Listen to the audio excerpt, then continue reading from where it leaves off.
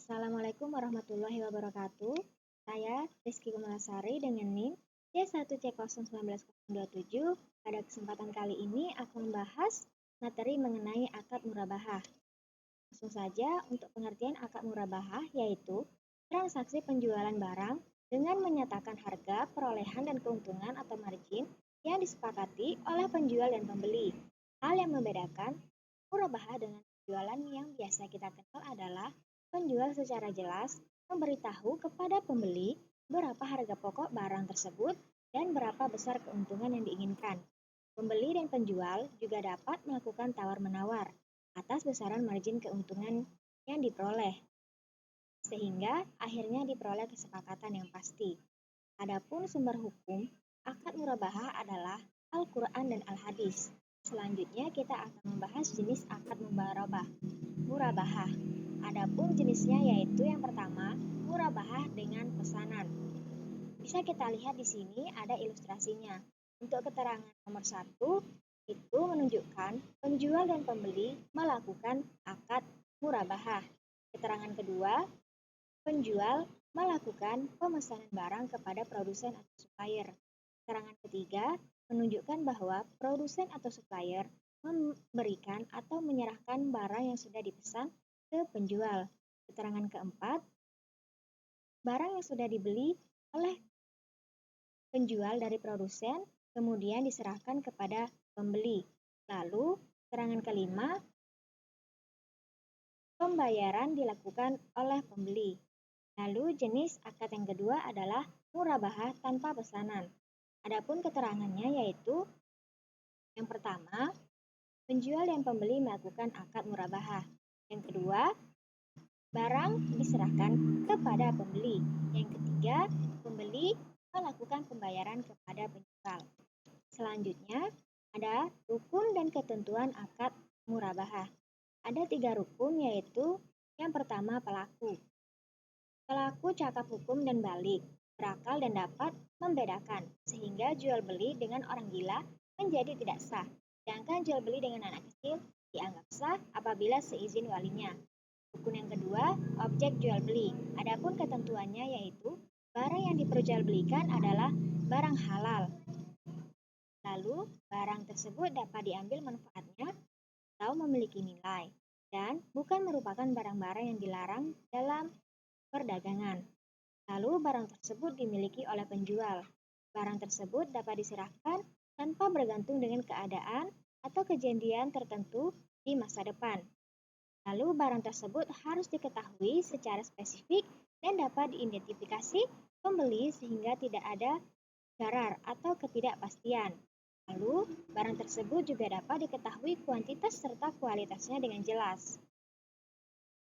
Kemudian harga barang yang dijual harus jelas juga dan barang yang diakadkan tersebut ada di tangan penjual. Lalu untuk rukun yang ketiga yaitu ada ijab kabul.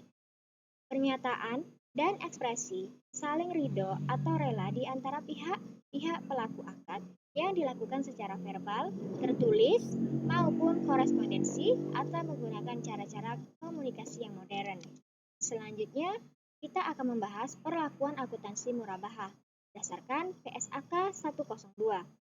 Untuk yang pertama yaitu akuntansi untuk penjual. Adapun di sini poin-poinnya yaitu yang dibahas di dalam PSAK 102. Yang pertama, pada saat perolehan. Kedua, untuk murabahah pesanan mengikat atau murabahah tanpa pesanan atau murabahah pesanan tidak mengikat. Yang ketiga, apabila terdapat diskon pada saat pembelian aset murabahah. Yang keempat, kewajiban penjual kepada pembeli atas pengembalian diskon. Yang kelima, pengakuan keuntungan murabahah. Yang keenam, pada saat akad murabahah, piutang diakui sebesar hanya perolehan ditambah dengan keuntungan yang disepakati. Ketujuh, pesan piutang murabahah yang diberikan dilunasi tepat waktu atau lebih cepat dari waktu yang disepakati. Yang kedelapan, denda dikenakan jika pembeli lalai dalam melakukan kewajibannya sesuai dengan akad. Yang kesembilan, pengakuan dan pengukuran penerimaan uang muka. yang ke-10 penyajian, dan yang ke-11 adalah pengungkapan. Sedangkan untuk akuntansi, untuk pembeli, adapun poin-poinnya yaitu aset yang diperoleh, beban murabahah ditanggung di amortisasi secara proporsional dengan porsi utang murabahah yang dilunasi. Lalu, diskon pembelian yang diterima setelah akad murabahah, denda yang dikenakan akibat kelalaian, uang muka, penyajian, dan pengungkapan. Selanjutnya, adapun perlakuan akuntansi untuk penyelesaian utang piutang murabahah bermasalah di dalam ED PSAK 108.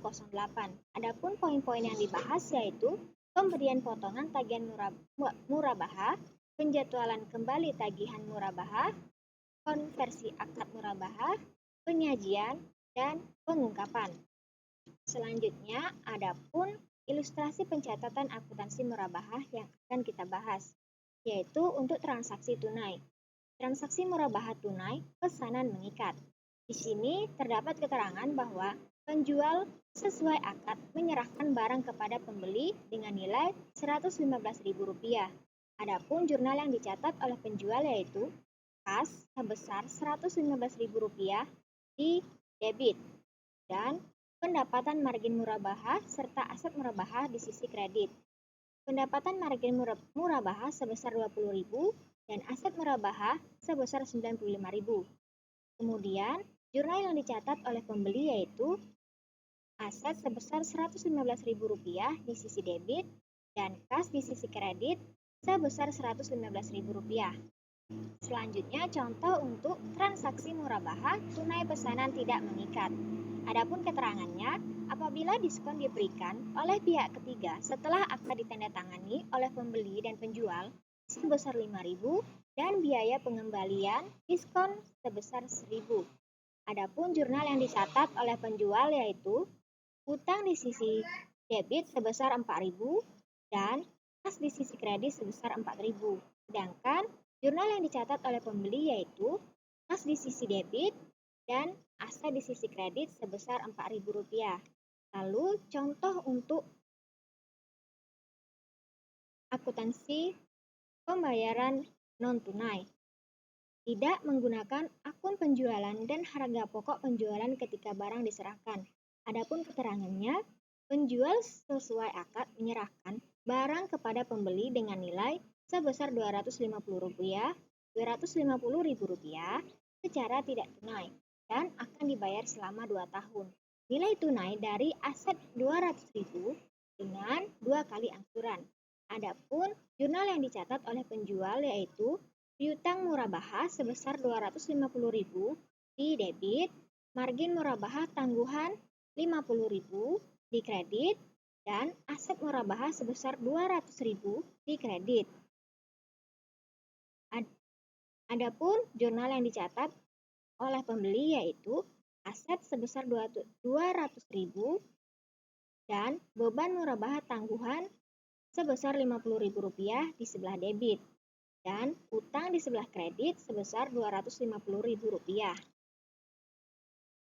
Baiklah, begitulah pembahasan yang bisa saya lakukan pada kesempatan kali ini mengenai materi akad murabahah. Jika terdapat kesalahan kata atau materi yang belum lengkap atau belum jelas, saya mohon maaf. Semoga sedikit pembahasan kali ini bisa memberikan sedikit manfaat bagi kita semua. Jika teman-teman ingin melihat pembahasan yang lebih jelas lagi daripada yang saya jelaskan tadi, teman-teman bisa mengunjungi akun Akademia Edu yang saya miliki. Dan sudah saya tautkan linknya di deskripsi box di bawah ya teman-teman. Terima kasih. Wassalamualaikum warahmatullahi wabarakatuh.